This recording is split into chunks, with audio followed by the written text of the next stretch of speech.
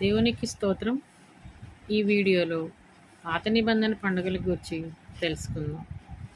బైబిల్లో 7 పండుగలు ఉన్నాయి. లేవీకాండము 23వ అధ్యాయము 1 నుండి 23 వచనాలు, 44 వచనం.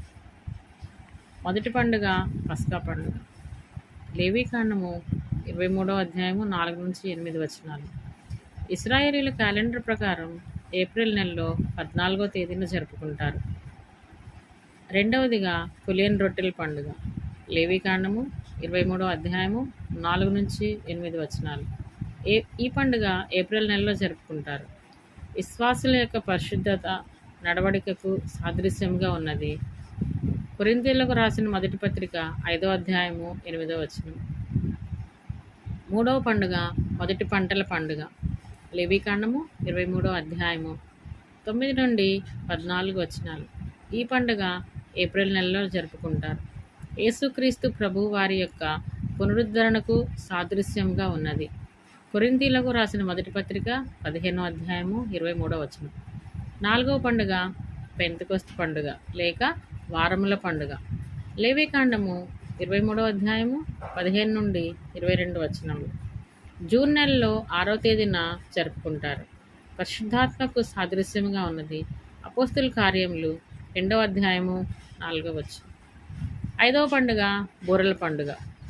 లేవీకాండము 23వ అధ్యాయము 23 నుండి 25 వచనములు.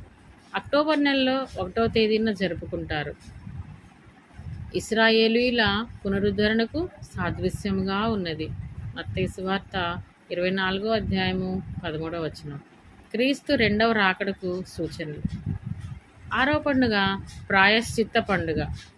లేవీకాండము 23వ అధ్యాయము 26 నుండి 32 వచనం. అక్టోబర్ నెలలో 10వ తేదీన ఈ పండుగను జరుపుకుంటారు. ఇశ్రాయేలు యొక్క జాతీయ ప్రక్షాళనలకు సాదృశ్యంగా ఉన్నది.